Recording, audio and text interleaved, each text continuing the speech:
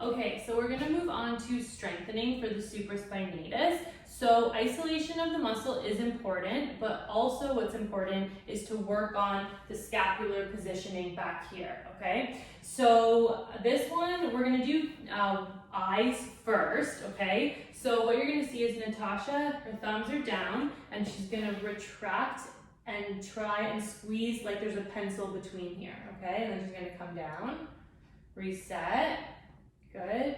Externally rotate first, and then she's retracting, squeezing here, and coming back down, okay? So the most important part of this exercise is that these traps are not working, okay? So we want these traps to shut off because they overpower when we have shoulder pain, because if we can't lift our arm, what happens is our traps start to lift and then we get neck pain and everything along with it. Hardly ever is it just in the shoulder, okay? So what we want to do is get the mid and lower traps working and shut off the upper traps, okay?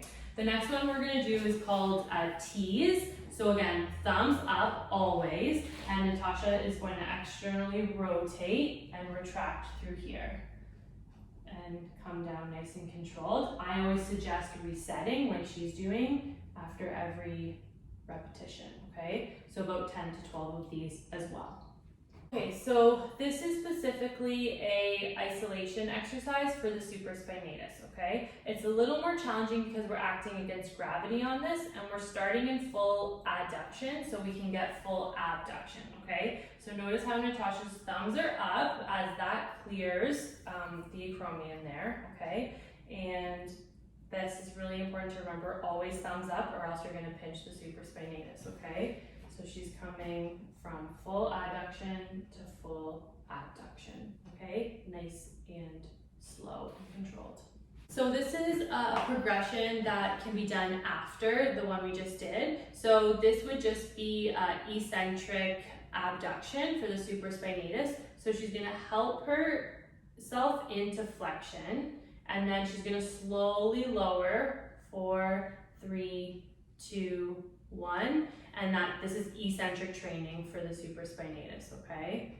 She's gonna help herself into flexion, and then nice and controlled, 4, 3, 2, 1, okay? What you guys will notice if your supraspinatus is weak is that there is gonna be some shaking happening. As long as there's not any pain associated with this can be done. So the supraspinatus muscle is most active in the 45-degree plane. So the next progression is Natasha is gonna do resisted shoulder abduction, okay? So she's doing concentric movement, and then that's the eccentric movement as we did before, okay? So she's using her foot to hold, and thumbs are always up, okay? So 45-degree plane. If you don't have a band this long, what you can also do is go into the seated position,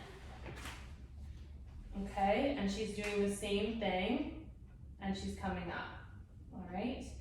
If you're getting pinching in the shoulder, either you're not ready for this exercise or you're not retracting back here enough, okay? So that's really, really important. You should not be pushing through pain in this exercise. You should just be feeling that it's a little bit challenging.